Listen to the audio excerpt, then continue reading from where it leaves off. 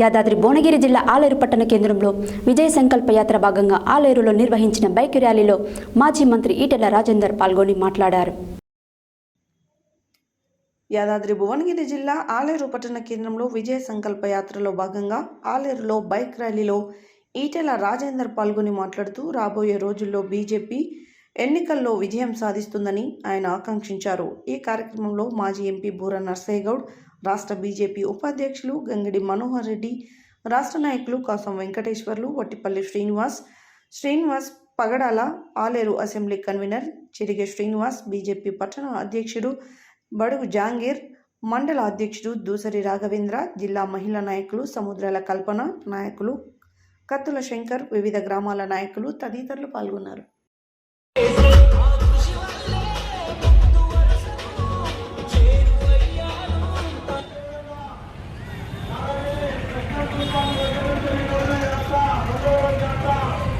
పరిపాలించేది 10 సంవత్సరాలు తెలంగాణ పరిపాలించారు.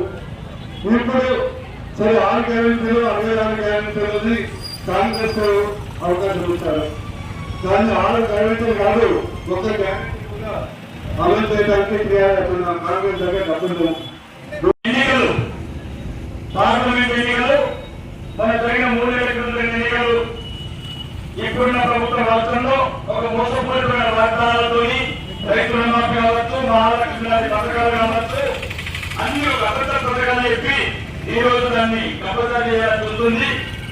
ఇప్పుడు ఈ పార్లమెంట్ ఎలక్షన్ లో మనం ఈ దేశంలో అభివృద్ధి వైపు, అవినీతి లేని అభివృద్ధి మరియు ఆత్మగౌరవం, అన్నిటికీ మించి ఆత్మగౌరవం, 500 సంవత్సరాల నుంచి రాముడు ఎండలో ఉంటే అభివృద్ధి అంటే 80 కోట్ల మందికి ఉచిత బియ్యము, 8 కోట్ల మందికి ముద్రా లోన్లు, ఆడబిడ్డలకు ప్రధానమంత్రి ఆవాస్ కింద ఇల్లు కావచ్చు, లేకపోతే వందే భారత్ రైలు కావచ్చు, విదేశీ ఎగుమతులు కావచ్చు, ప్రపంచంలో ఈ భారతీయుడికి భారతదేశానికి తెచ్చిన గుర్తింపు కావచ్చు, ఇవన్నిటికీ ఒకే ఒక నీతి గల ప్రభుత్వము, నిజాయితీ గల పార్టీ, ఒక విశ్వ నాయకుడు ఉండాల్సిన లక్ష్యాలను మన ప్రధానమంత్రి నరేంద్ర మోడీ గారిని